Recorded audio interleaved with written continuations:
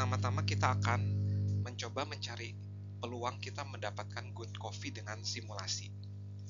Nah, lagi-lagi kita akan menggunakan blok ya. Nah, jadi dalam blok yang atas kita akan mensimulasikan berapa kali experience barista bekerja dan berapa kali barista yang trainee itu bekerja. Nah, di sini pengulangannya saya akan lakukan sebanyak 100.000 kali ya di sini. Dan kemudian peluang barista yang experience bekerja itu 5/7 dan peluang trainee yang bekerja itu 2/7, dan dari 100.000 itu ternyata ada 71.308 barista yang experience bekerja dan 28.692 barista yang trainee bekerja. Nah, ini semoga cukup jelas ya blok yang pertama. Kemudian dalam blok yang kedua kita akan mensimulasikan kejadian good coffee terjadi. Nah, lagi-lagi kita akan menggunakan peubah acak binomial yang kita akan bangkitkan peubah acak binomial dengan menggunakan fungsi R-binom. Dan dalam fungsi R-binom ini kita membutuhkan parameter peluang, dan peluang ini adalah merepresentasikan peluang kita mendapatkan good coffee. Nah, peluang ini akan tergantung dari barista mana yang bekerja.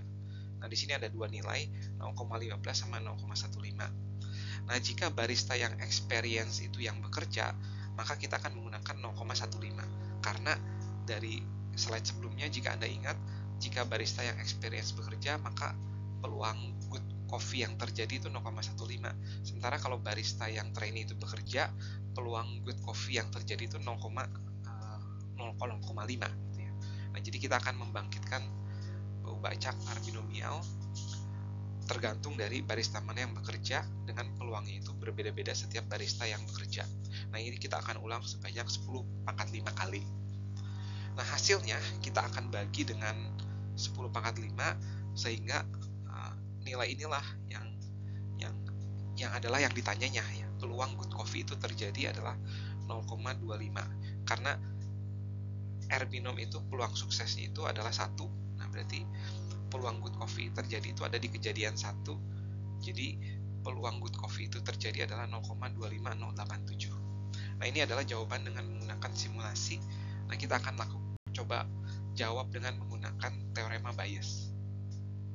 Nah, kita akan kerjakan bagaimana mendapatkan peluang good coffee dengan menggunakan teorema Bayes. Nah, tadi dengan menggunakan teorema Bayes, jika Anda masih ingat, ini adalah law of total probability, adalah peluang good coffee jika baristanya itu experience dikali peluang baristanya itu experience bekerja ditambah peluang good coffee jika barista yang bekerja itu trainee dikali peluang barista yang bekerja itu trainee. Nah, di sini kita bisa hitung jika barista yang bekerja itu experience dan peluang good coffee-nya adalah 0,15 ya, dikali peluang barista yang experience bekerja yaitu 5/7. Kemudian peluang good coffee jika barista yang bekerja trainee itu adalah 0,5. Jika barista yang bekerja itu trainee, peluangnya adalah di sini bukan ditambah tapi dikali 2/7. Nah, ini jika dihitung jawabannya itu adalah 175/700 atau kurang lebih adalah 0,25.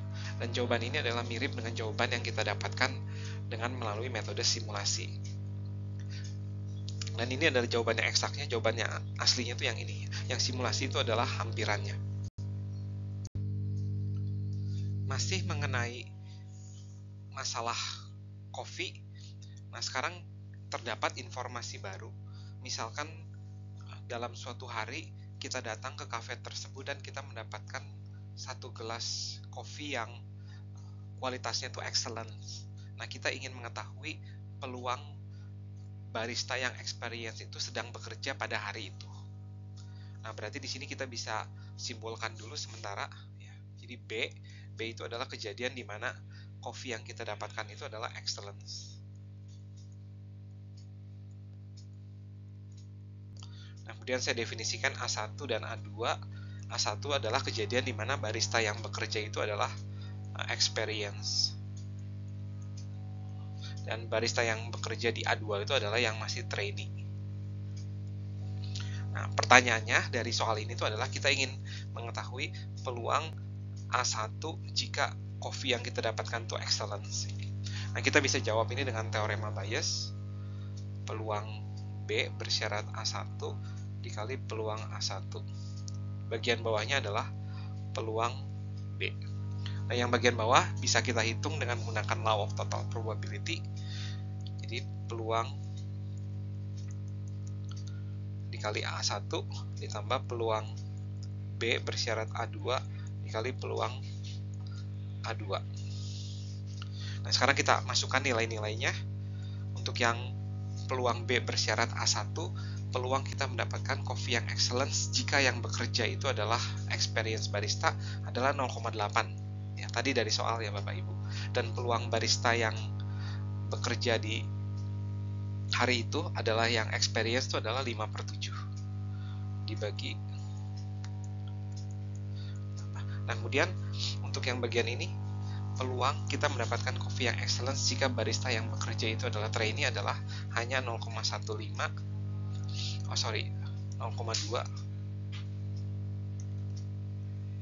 dikali 2/7. Nah, ini jika kita hitung dapatnya adalah 10/11. Jadi kemungkinannya cukup besar bahwa hari itu yang bekerja itu adalah experience barista kalau coffee yang kita minum itu adalah coffee yang excellence. Tapi kalau coffee yang kita minum adalah coffee yang bad atau bad coffee, mungkin kita tidak akan mendapatkan sebesar ini. Selanjutnya saya ingin memperkenalkan sebuah istilah yang sering dipakai ketika ingin memodelkan sesuatu dengan Bayesian model. Nah, di sini ini adalah contoh kasus yang mengenai kafe yang tadi. Di sini kita punya ada dua buah kejadian yang tidak terobservasi, yaitu kadang barista yang bekerja adalah experience, kadang barista yang bekerja adalah trainee dengan peluangnya adalah 5/7 dan 2/7. Nah, ketika barista yang bekerja itu experience, ini adalah distribusi coffee yang terjadi, distribusi peluang coffee yang terjadi. Namun ketika barista yang bekerja itu adalah trainee, distribusi peluang coffee-nya itu adalah seperti ini yang di bawah.